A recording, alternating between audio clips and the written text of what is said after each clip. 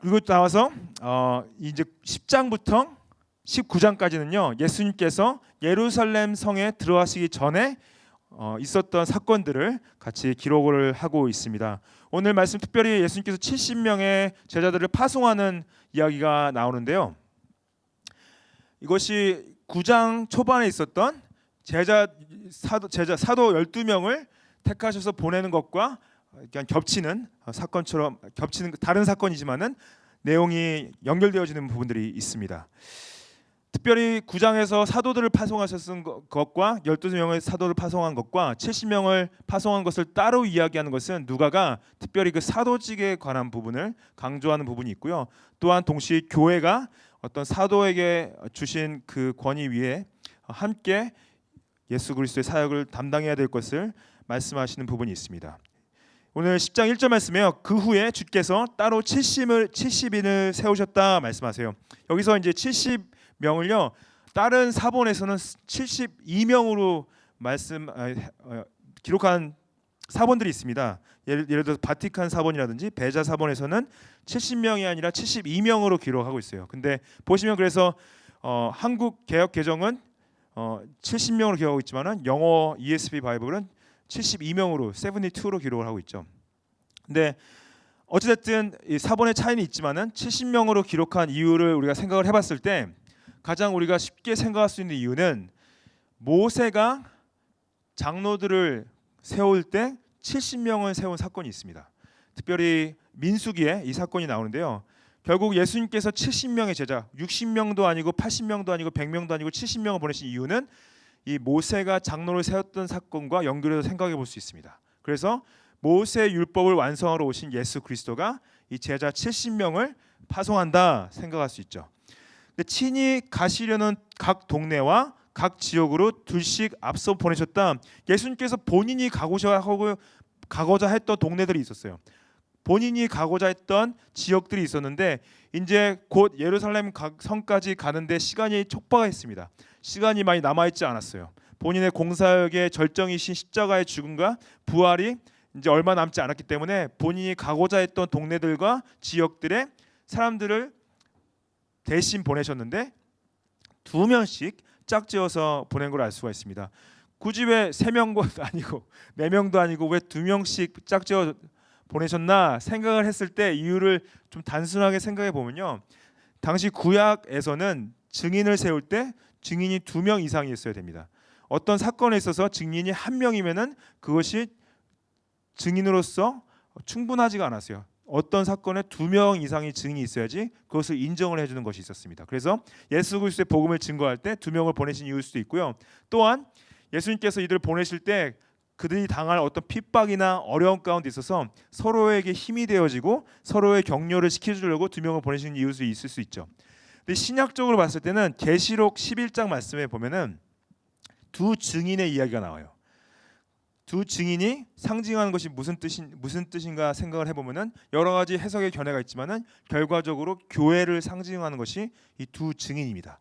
그래서 이 2 증인을 보낼 때 보내신 것이 하나님께서 이 땅에 예수님이 머리 되시는 교회를 보내신 것이다 생각할 수 있거든요. 그래서 이제 2 증인을 저희가 생각해 볼 수 있는데 2절 말씀에 이르시되 추수할 것은 많되 일꾼이 적으니 그러므로 추수하는 주인에게 청하여 추수할 일꾼들을 보내주소서 하라 말씀하시죠.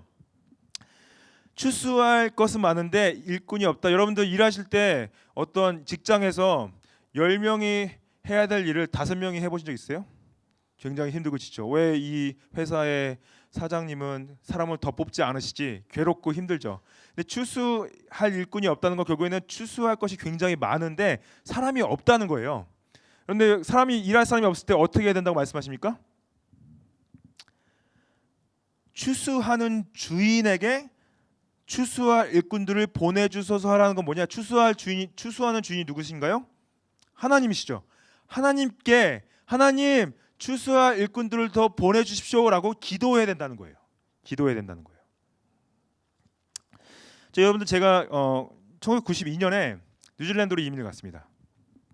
갔는데 이제 물론 그때는 한국 사람들이 많이 없었는데 제가 2007년도까지 15년 동안 뉴질랜드에 있었는데 쭉 오면서 그때 당시 교민들이 한인 교민들이 뭐 올라갔다 내려갔다 하지만 3만 명 가까이 됐다고 그래요. 3만 명 가까이 되는데 그때 이제 그 교민 잡지에 나왔던 그 교회 숫자가 한 150개에서 200개 가까이 됐습니다. 한인 교회들이 숫자들이.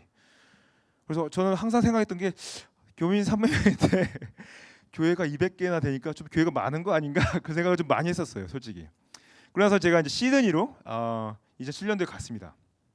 2007년에 갔는데 시드니는 워낙 이제 교민들이 많죠. 한 6, 7만 명 정도 된다고 그래요. 근데 거기도 아마 교회 숫자가 뭐 정확하지는 않지만은 뭐 적어도 한 200개, 250개는 되지 않을까 생각이 들어요. 그렇다고 하면 이제 솔직히 오클랜드보다 그렇게 많이 차이 나는 건 아니죠. 그래서 그래도 그 정도 되면 정말 이 교회가 좀 많다 생각이 들 정도로 있는 거죠. 근데 멜번에 제가 2019년도에 왔는데 교회 멜번에는 한인 교회가 몇 군데 되지 좀 찾아봤어요. 근데 여러분 몇 개 정도 될 것 같으세요?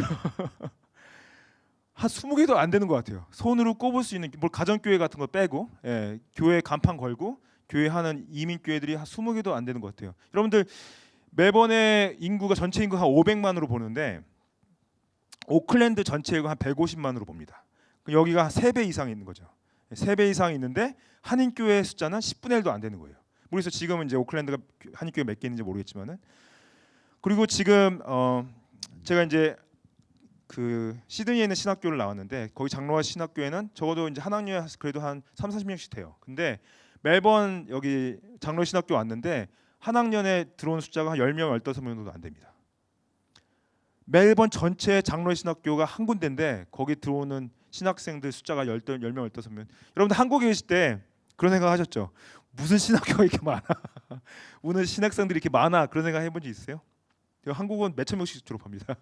근데 멜번에는 지금 사역자들이 부족해요.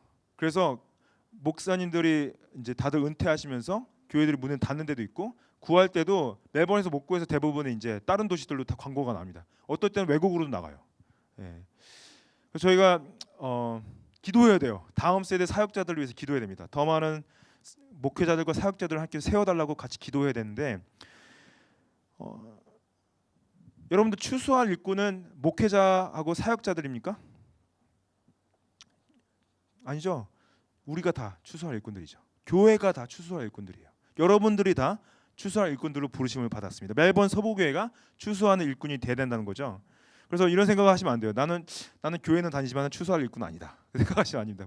목사님이나 전도사님들이나 아니면 장로님이나 사역위원회 분들이나 그런 분들만 운영위 분들만 사역자다, 순장님들만 사역자다 그렇게 생각하시면 안 되는 거죠. 우리가 다 추수할 일꾼도 부르셨는데 저는요 우리 교회가 부흥했으면 좋겠어요. 멜번 서부교회가 사람이 더 많이 왔으면 좋겠어요. 예수님을 더 만나시고 예수님의 이름으로 구원을 받고 함께 더 모여서 저희 교회가 여러분들 멜번 서부교회에 있는 유일한 한인교회가 아니라 멜번 서부주에 여러 한인교회가 생겼으면 좋겠습니다. 그리고 멜번 서부 지역에 정말 많은 교회들을 개척하는 멜번 서부교회가 됐으면 좋겠어요. 제 꿈이 너무 허망한가요? 너무 말도 안 되는 꿈입니까? 같이 기도했으면 좋겠습니다. 하나님, 우리에게 추수할 일꾼들 보내주십시오. 우리가 이 멜번 땅에 교회를 개척하는 교회가 되게 하여 주십시오. 축복합니다. 멜번 서부교회가 그렇게 쓰임받기를 축복합니다. 3절 말씀에요. 갈지어다 내가 너희를 보냄이 어린 양을 이리 가운데로 보낸 것 같도다 말씀하세요. 예수님이 이 제자 70명을 보냈는데 마음이 어떠냐면은 내가 너희들을 보내는데 어린 양들을 이리떼로 보낸 것 같다. 이게 당시에 그 목축업이 가장 많았던 이 이스라엘 지역에 제일 와닿는 말씀이죠. 이 어린 양들을 이리떼로 보낸다. 그러면 얘네들 다 먹혀 죽일 텐데 이게 말이 되는 얘기인가? 근데 보시면은 확 와닿죠. 제자들은 본인들이 어린 양과 같이 연약하고 보호가 필요하고 목자가 없이는 갈 수 없는 거예요. 근데 예수님께서 왜 어린 양을 말씀하시냐면 뭐냐면은 내가 목자기 때문에 너희가 함께하기 때문에 너희들이 갈 수 있다고 말씀하시는 거예요. 그래서 예수님께서 어떤 약속하셨냐? 마태복음 28장 20절 말씀 보시면 내가 세상 끝날까지 너희와 항상 함께 있을 것이다. 뭐냐? 내가 너희들은 나의 어린 양이고 너희들은 연약하고 할 수 없고 보호가 필요하고 정말 이리떼 같은 정말 어지럽고 혼란하고 힘든 핍박이 많은 세상 가운데 보내지만은 내가 너희들의 목자 되기 때문에 두려워할 것이 없다. 내가 너희와 끝까지 함께 할 것이다 말씀하신 거예요. 여러분들도 마찬가지입니다. 여러분들 다 어린 양이세요. 예수님께서 여러분들과 함께 하시고요. 여러분들의 세상을 보내실 때 두려워하실 필요가 없습니다. 용기를 가지십시오. 왜냐? 예수님께서 여러분들과 함께 하시면은 두려워할 것이 없습니다. 여러분들이 담대하게 예수님 말씀을 선포하실 수 있어요. 왜냐? 예수님이 나의 목자 되시기 때문에.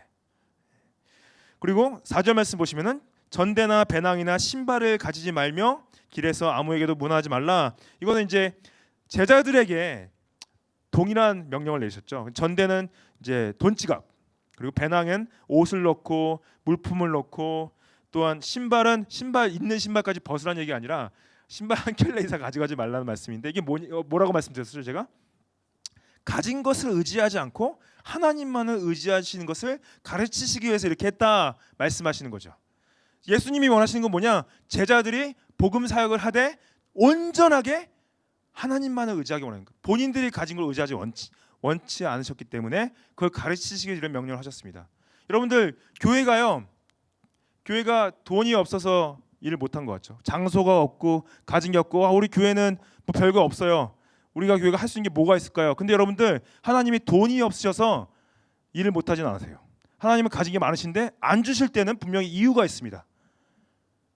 뭐냐? 하나님만을 온전히 의지하기 원하시는 건데, 저는 더 큰 문제는요, 건물이 없고 돈이 없는 게 문제가 아니라 마음이 없는 거예요.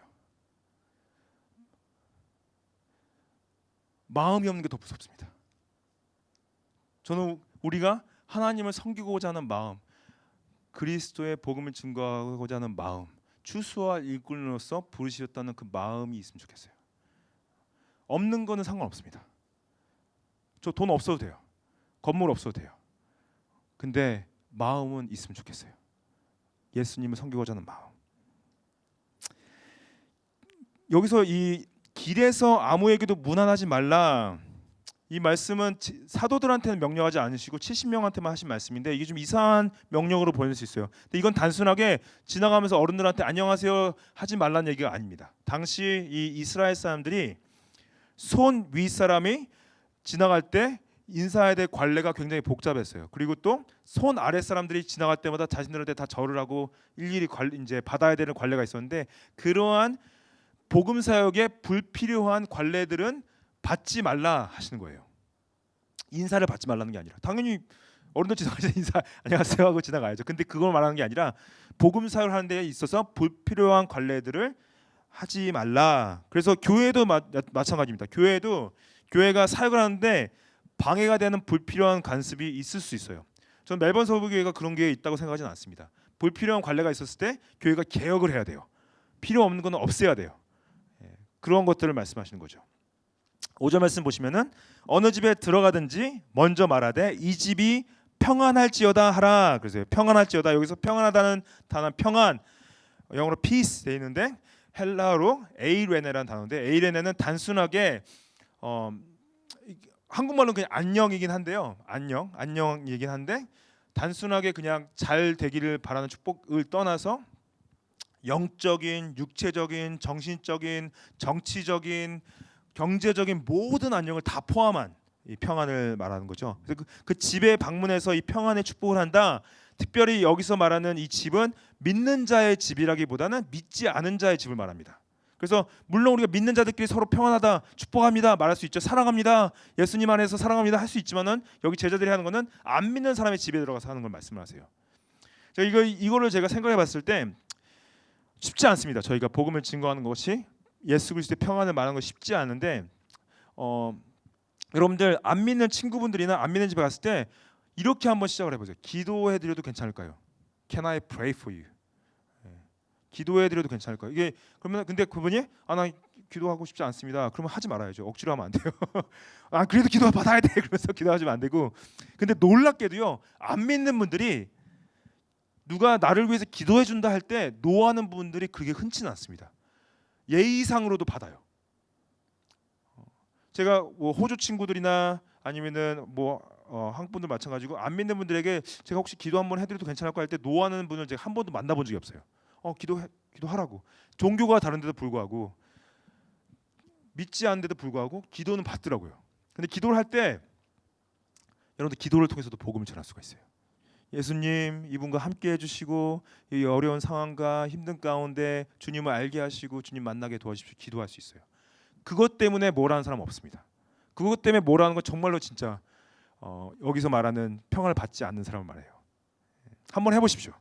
믿지 않는 분에게 좀 어색할 수 있지만 차라리 어떻게 보면은 예수님 믿자 이렇게 말하는 것보다 기도하는 게 더 편하실 수 있어요. 더 쉬울 수 있어요. 기도로 내가 기도해줘도 괜찮을까? Can I pray for you? That you could meet Jesus. 이렇게 한번 해보십시오. 여기서 이제 예수님께서 평안을 받을 사람이 있고 받지 않은 사람이 있다 말씀하세요. 6절 말씀 보면은 만일 평안을 받을 사람이 거기 있으면 너희의 평안이 그에게 머물 것이요 그렇지 않으면 너희에게로 돌아오리라. 여기서 이 같은 말씀을요 마태복음에서는 마태복음 10장 23절에 이에 합당하면, 그래서 평안을 받기에 합당하면 그 평안이 거기 임할 것이다 말씀하세요. 평안을 받기 합당한 것은 그 사람에게 무슨 조건이 있다는 것이 아니라 그 마음 가운데 예수 그리스도를 믿음으로 받아들일 성령의 역사가 있었다. 성령의 역사를 하셨기 때문에 그가 평안을 받을 것이다. 예수님을 믿을 것이다 말씀하시는 거죠. 근데 그렇지 않으면은 그 평안이 우리에게로 돌아온다고 합니다. 그래서 보면은 만약에 우리가 평안을 말했는데 그 평안을 받아들이면은 그분에게 좋은 거죠. 근데 그분이 거부한다 할지라도 그 평안이 우리한테 온대요. 우리한테는 윈윈입니다. 예. 물론 그분이 받아들이면 좋겠지만 받아들이지 않으면 우리한테 온다니까 윈윈인 거죠. 예. 근데 우리한테 문제는 뭐냐면요, 안 하는 게 문제예요. 평안을 증거하지 않는 게 문제인 거죠. 그러면은 그분이 받아들일 기회도 없고 우리한테 돌아올 기회도 놓치는 거죠. 그거는 윈윈이 아닌 거죠. 7절 말씀에 그 집에 유하며 주는 것을 먹고 마시라. 일꾼이 그 삭슬 받는 것이 마땅하다. 이걸 왜 이런 명령을 내리셨냐? 이거 좀 당연하게 들릴 수 있긴 하지만은 당시도 물론 문화적으로 손님을 받아서 접대하는 것이 당연한 무대이긴 했지만은 제자들 나름대로도 이 누구네 집에 들어가서 폐를 끼치는 것이 부담스러울 수밖에 없는 일이었습니다. 당연히 여러분들 누구네 집에 가서 지낸다고 생각해 보세요. 민폐죠. 미안한 마음이 있을 수밖에 없죠. 당연하게 그 집 사람들한테 나 진짜 내가 이게 묵게 해주고 먹게 해줘서 감사한데 진짜 미안하다, 민폐가 있잖아요. 근데 여기서 예수님께서 말씀하신 것은 미안할 필요 없다. 민폐라고 생각하지 말라. 너희들이 그들에게 전하는 복음 때문에 거기 있는 것이 당연한 것을 생각하지 미안한 마음으로 폐를 끼친다는 마음으로 있는다 생각하지 말라. 편안하게 거기서 지내라 말씀하시는 거인데, 여기서 이 집에서 저 집으로 옮겨 다니지 말라고 명령하신 이유는 뭐냐? 여러분들 어디 있다 보면은 불편할 수 있죠. 여기 좀 잠자리도 좀 불편하고 화장실도 좀 지저분한 것 같고 먹는 것도 좀 마음에 안 들고 저쪽 집에 가보니까 저쪽 집은 좀 넓고 잠자리도 좀 편한 것 같고 먹는 것도 좀 괜찮게 나오는 것 같고 좀 저를 옮겨볼까? 그런 고민이 들 수가 있잖아요. 당연히 어느 집에 다른 집에 갈 수 있는 옵션들이 있다면은 그걸 하지 말라 하신 이유는 뭐냐? 그 주어진 거기 가정의 형편을 보고 부담이 된다 할지라도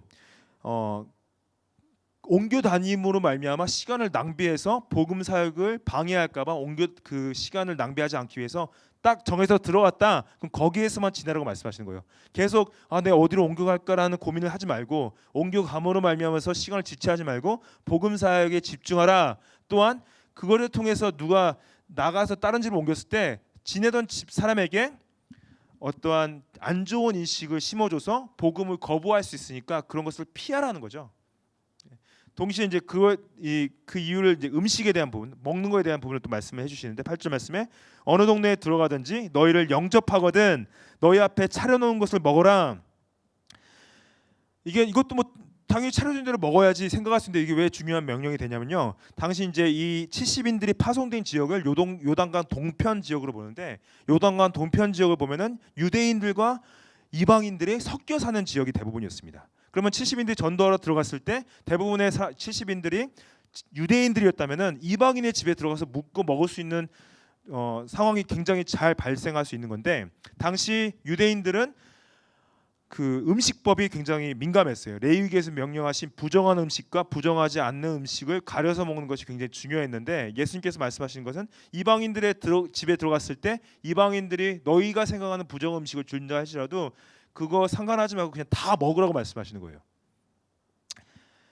이 말씀은 근데 이거를 이제 사도 바울이 나중에 고린도전서 10장 27절 이렇게 말합니다.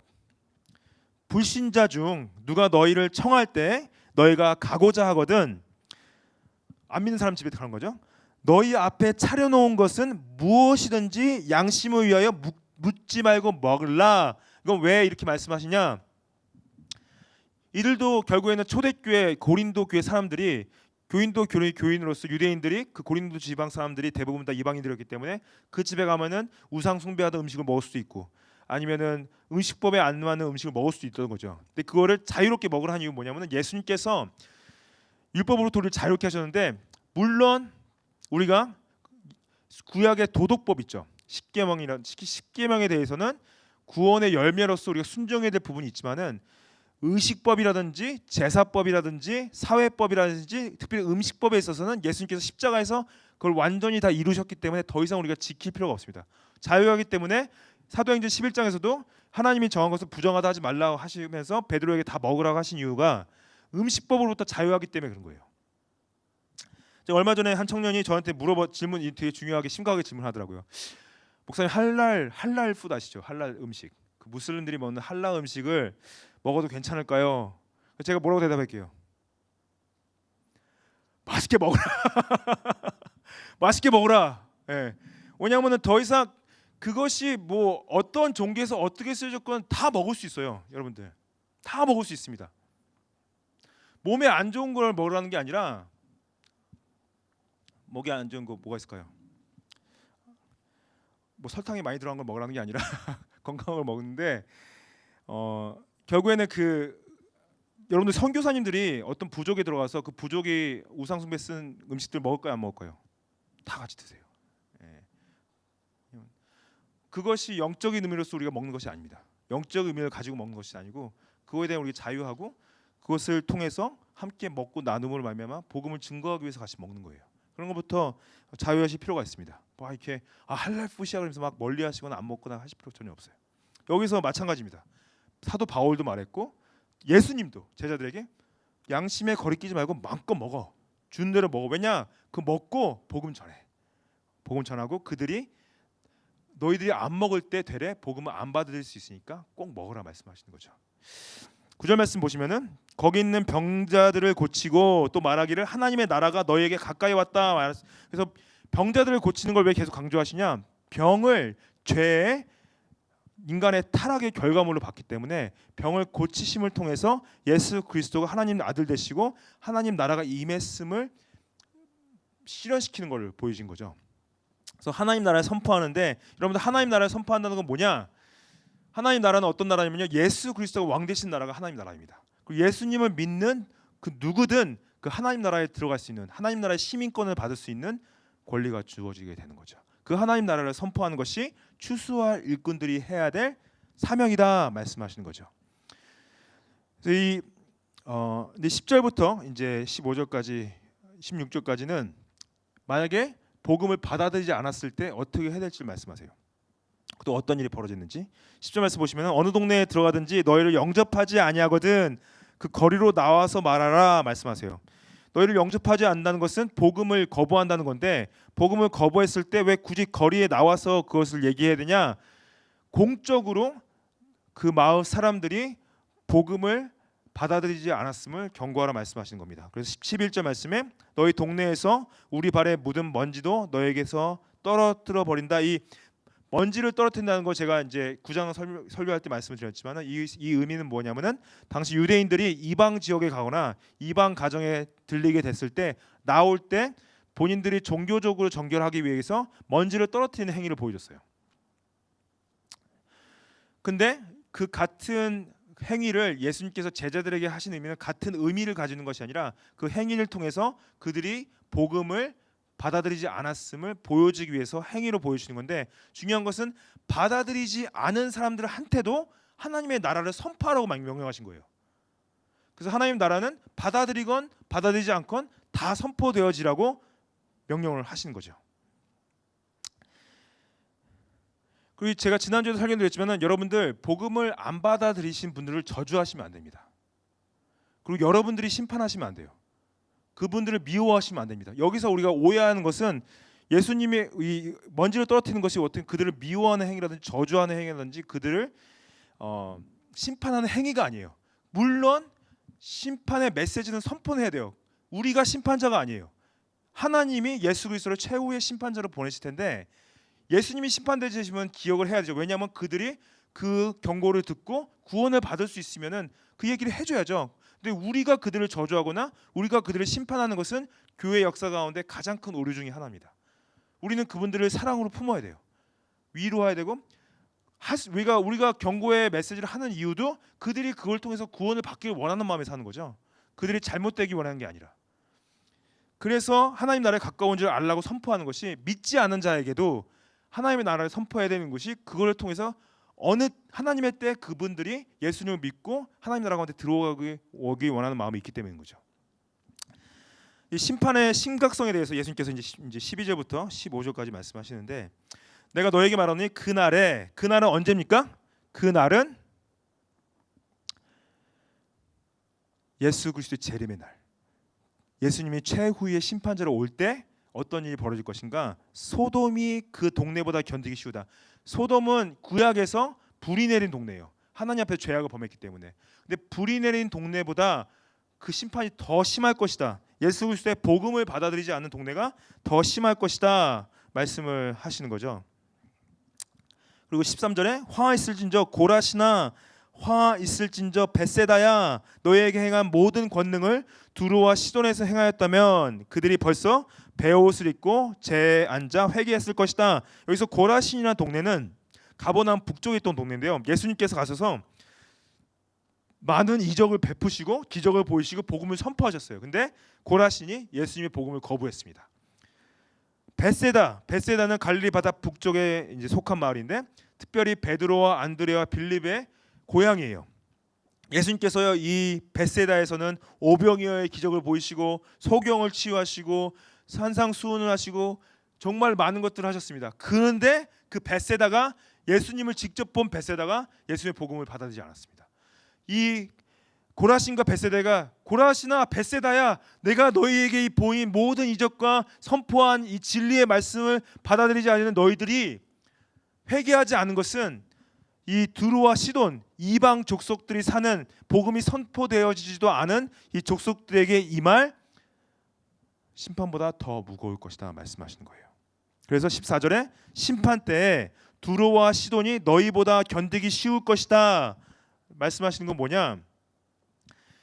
복음이 들어가고 이미 선포되어진 지역의 심판이 복음이 들어가지 않고 심판받은 지역보다 더 심할 것이다 말씀하시는 거예요.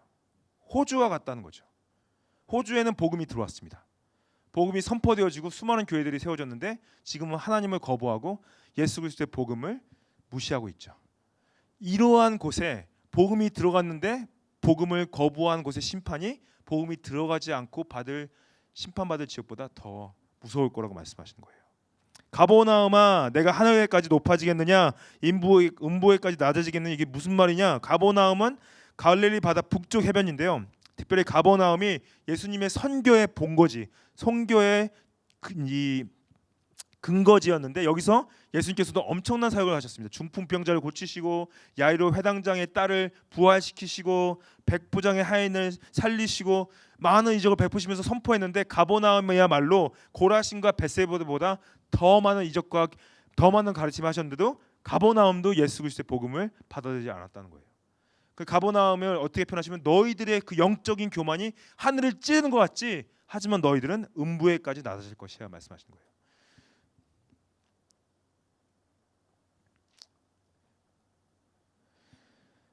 16절 말씀에 너희 말을 듣는 자는 곧 내 말을 듣는 것이요 너희를 저버리는 자는 곧 나를 저버리는 것이요 나를 저버리는 자는 나 보내신 이를 저버리는 것이다. 예수님께서 뭐라고 하시냐? 제자 그 70인에게 너희들이 복음을 선포할 때 너희들이 입술로 하는 것 같지만은 내가 하는 거야 말씀하시는 거예요. 근데 이것이 여러분들 교회에게도 동일하게 말씀하십니다. 여러분들이 복음을 증거하는 것 같지만은 결국에는 예수님을 증거하는 것이고요. 여러분들이 증거한 그 복음을 누가 받아들이지 않는다면은 여러분들을 받아들이지 않은 것이 아니라 예수 그리스도를 받아들이지 않은 것입니다. 저는 제가 복음을 증거할 때 누가 복음을 받아들이지 않으면은 괜히 제가 기분이 나빠요. 괜히 나를 무시하는 것 같고. 근데 예수님이 말씀하신 거죠. Don't take it personally. 너를 받아들이지 않는 게 아니라 나를 받아들이지 않는 거야 말씀하시는 거예요. 예수님이 물론 우리도 모든 받아들이지 않는 거기도 하죠. 예. 그리스도인들을 무시하거나 안 받아들이는 거긴 하지만은 예수님께서 말씀하신 거는 너희들을 받아들이지 않는 이유는 그들이 나를 받아들이지 않기 때문이다 말씀하신 거죠. 그리고 또 결국 그들이 받아들일 때는 나를 받아들인 거야. 나를 받아들인 것은 하늘에 계신 성부 하나님을 받아들인 거야 말씀하시는 거예요. 그래서 여러분들 우리가 복음을 전했을 때 누가 받아들이지 않았을 때 낙담할 필요가 없습니다. 왜냐하면 구원은 하나님의 손에 달려 있고요. 우리가 전했다고 해서 꼭 다 믿는 것도 아니고 또 우리가 안 전했다고 해서 그들이 또 복음을 못 듣는 건 아니지만은 중요한 것은 우리가 추수와 일꾼으로서 우리의 영적 책임은 무엇이냐? 우리가 만나는 모든 사람들에게 예수 그리스도의 복음을 증거해야 될 영적 책임이 있다는 거예요. 그걸 하지 않을 때 그 책임이 우리에게 있다는 겁니다. 근데 이것을 너무 가볍게 생각하시면 안 돼요. 굉장히 무거운 사명입니다. 예, 쉽게 생각할 수 없는 사명이죠. 저는 멜번 서부교회가 전도하는 교회, 선교하는 교회였으면 좋겠어요. 멜번 서부교회가 부흥해서 더 많은 교회들을 개척했으면 좋겠습니다. 왜? 우리가 유명해지려고? 아니죠.